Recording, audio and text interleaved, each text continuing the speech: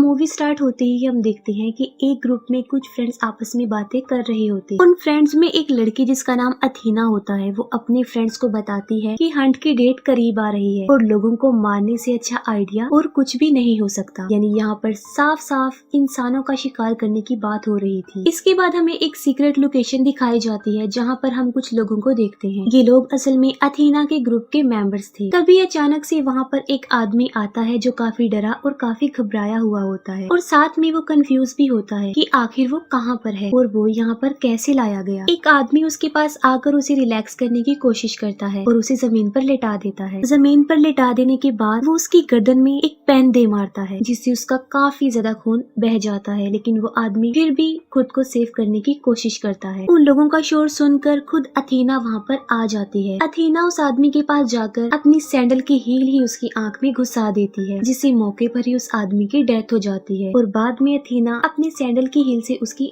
आंख हटाती है। फिर हम एक लड़की को देखते हैं जिसकी आंख खुलती है और वो देखती है कि वो एक जंगल में है और उसके मुंह को बेल्ट से बांधा गया है। उस लड़की के अलावा वहाँ पर और भी बहुत से लोग थे जिन्हें प्रिजनर्स बनाकर वहाँ पर लाया गया था। उस जंगल के साथ एक ओपन एरिया होता है जिसके बिल्कुल बीच में एक काफी बड़ा वुडन बॉक्स पड़ा था। उनमें से एक आदमी उस वुडन बॉक्स के पास जाकर उसे ओपन करता है, जिसमें से एक छोटा सा पिग बाहर आता है। उस पिग के अलावा उस बॉक्स में काफी ज्यादा वेपन्स भी थे जिन्हें वो सब ले लेते हैं। उस लड़की को वहाँ पर एक की मिलती है जिसकी हेल्प से सबके मुंह पर लगी हुई बेल्ट्स खोली जाती है। तभी अचानक से उन लोगों पर कोई फायरिंग करने लगता है और उस फायरिंग में सबसे पहले वो लड़की ही मरती है और वो फायरिंग कोई और नहीं बल्कि अथीना के ग्रुप के मेंबर्स ही कर रहे थे। उन लोगों में से एक आदमी नोटिस करता है ये फायरिंग काफी दूर से की जा रही है। एक औरत वहाँ से भागने की कोशिश करती है जो कि एक डिच में गिर जाती है। एक आदमी उस लेडी की हेल्प करने के लिए जाता है और वो देखता है कि वो स्पाइक्स पर गिर गई है। वो उस लेडी को बाहर निकालता है और वो दोनों जंगल की तरफ भागने लगते हैं, लेकिन तभी उस आदमी का पाँव एक ट्रैप पर आ जाता है और वहाँ पर ब्लास्ट हो जाता है। वो आदमी तो वही मौके पर ही मर जाता है, लेकिन वो लेडी दोबारा से जाकर उस डिच में गिर जाती है। तभी एक दूसरा आदमी उस लेडी की हेल्प करने के लिए आता है, लेकिन उसकी हालत काफी खराब होती है क्योंकि उसकी बॉडी का नीचे वाला पार्ट ब्लास्ट हो चुका होता है। वो लेडी उस आदमी से गन स्नैच करके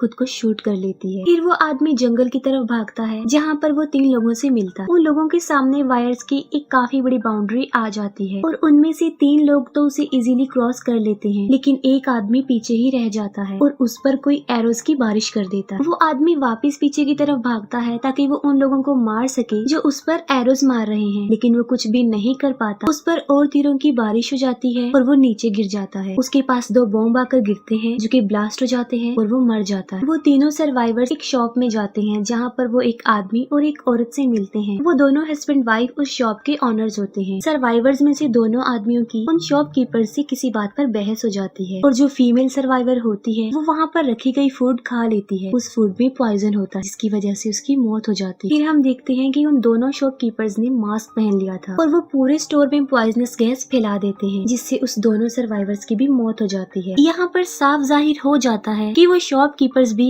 अथीना के साथ ही मिले हुए थे। फिर वो अपने स्टोर को क्लीन करने लगते हैं और डेड बॉडीज को भी कहीं पर छुपा देते हैं। वो बिल्कुल अपने स्टोर को ऐसा बना देते हैं जैसे वहाँ पर कुछ भी ना हुआ हो और अब वो अपने अगले शिकार के लिए तैयार होते। तभी वहाँ पर एक लड़की आती है जिसका नाम क्रिस्टल होता है और ये लड़की ही कहानी की मेन कैरेक्टर। क्रिस्टल उनसे पूछती है कि वो किस जगह पर है और वो उस शॉप से एक सिगरेट भी परचेज करती है, लेकिन जब उसे वापस चेंज मिलती है तब उसे उन शॉपकीपर्स पर डाउट होने लगता है और वो गन से उन दोनों को मार डालती है। क्रिस्टल बाहर आकर एक ट्रक का नंबर प्लेट रिमूव करती है। उस नंबर प्लेट के पीछे एक और नंबर प्लेट होती है जिससे उसे यकीन हो जाता है कि जो लोकेशन उसे बताई गई है वो गलत है। असल में वो किसी और ही जगह पर है जिसका उसे खुद भी नहीं पता। उसे उस ट्रक में ही कुछ वायर्स भी मिलती हैं जो कि एक बॉम्ब से कनेक्टेड होती हैं। तभी वहाँ पर एक आदमी आता है जिसका नाम गैरी होता है और क्रिस्टल उसे बताती है कि वो ट्रक ब्लास्ट हो सकता है और क्रिस्टल और गैरी वहाँ पे चलने लगते हैं। तभी उनके साथ से एक ट्रेन गुजरती है और क्रिस्टल जल्दी से उस ट्रेन में चढ़ जाती है और उसको देखते देखते गैरी भी उस ट्रेन में चढ़ जाता है। उन्हें वहाँ पर और लोग भी मिलते हैं जो कि रेफ्यूजीज थे। गैरी क्रिस्टल को बताता है कि ये लोग सिर्फ उन्हें गुमराह करने के लिए यहाँ पर आए हैं और कुछ भी नहीं, लेकिन क्रिस्टल उसकी बात पर बिलीव नहीं करती। कुछ दूरी पर जाकर उस ट्रेन को कुछ सोल्जर सोल्जर्स रोक लेते हैं और सब लोगों को बाहर निकालते हैं। गैरी उन सोल्जर्स को बताता है कि ये सब रेफ्यूजीज फेक हैं, लेकिन वो उसकी बात पर कोई ध्यान नहीं देते और वहाँ से चले जाते हैं। तभी एक आदमी गैरी के पास आता है और उसे कहता है कि आई डोंट थिंक सो कि वो लोग तुम्हारी बात पर बिलीव करें। उसे इंग्लिश लैंग्वेज में बात करता हुआ देखकर गैरी काफी परेशान हो जाता है। तभी वो आदमी कुछ बातों को रिवील करता है। वो कहता है कि उसके अलावा सब लोग, सारे रेफ्यूजीज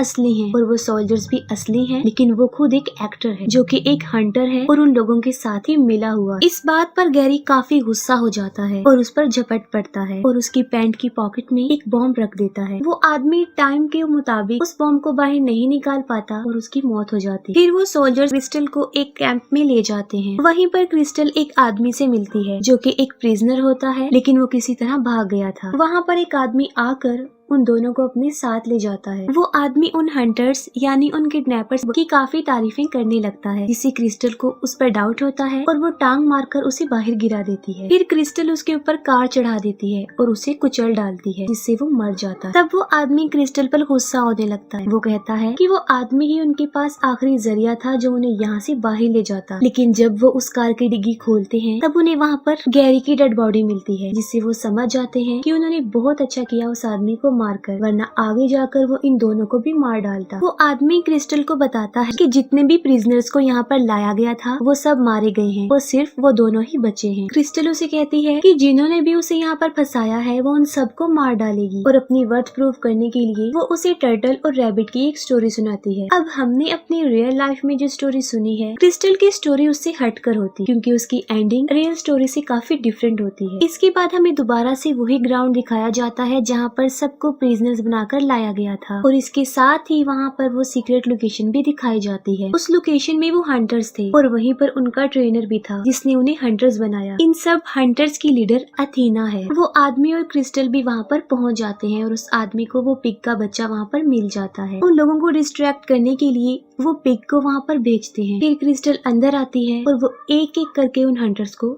मार डालती है, लेकिन उन हंटर्स का ट्रेनर जो कि अभी जिंदा होता है और वो क्रिस्टल पर अटैक कर देता है और उन दोनों की काफी फाइट होती है और क्रिस्टल उस ट्रेनर को भी मारने में कामयाब हो जाती है। और तभी अथीना की कॉल आती है और वो क्रिस्टल को गुमराह करने और उस आदमी को फंसाने के लिए कहती है कि उसने अभी तक क्रिस्टल को मारा है या नहीं। ये बात सुनकर क्रिस्टल को उस आदमी पर भी डाउट होने लगता है। क्रिस्टल उस आदमी को कोई मौका दिए बगैर कि वो ये साबित कर सके कि अथीना झूठ बोल रही है या सच, वो उसे भी मार डालती है। फिर क्रिस्टल उस ट्रेनर के पास जाती है जो कि अभी जिंदा होता है और काफी इंजर्ड भी होता है। वो उससे अथीना की लोकेशन पूछती है और अथीना की लोकेशन ले लेने के बाद वो उसे भी मार डालती है। इसके बाद हमें 1 साल पहले का सीन दिखाया जाता है और यहीं पर हमें रीजंस भी पता चलती है कि आखिर वो सब लोग हंटर्स क्यों बने और उन्होंने ये सब कुछ क्यों किया। मूवी के स्टार्ट में हमने अथेना की जो उसकी फ्रेंड के साथ चैटिंग देखी थी, इसमें वो हंट की बातें कर रही थी। वो सिर्फ उन लोगों का एक प्रैंक था, लेकिन क्रिस्टल और उसके साथ 11 और लोगों ने मिलकर, जिन्हें उन लोगों ने प्रिजनर बनाया, उन लोगों ने उनकी इस ग्रुप चैट को लीक कर दिया और इसी वजह से अथीना और उसके साथियों को जॉब से भी निकाल दिया गया था। अब पहले तो उन लोगों ने हंट को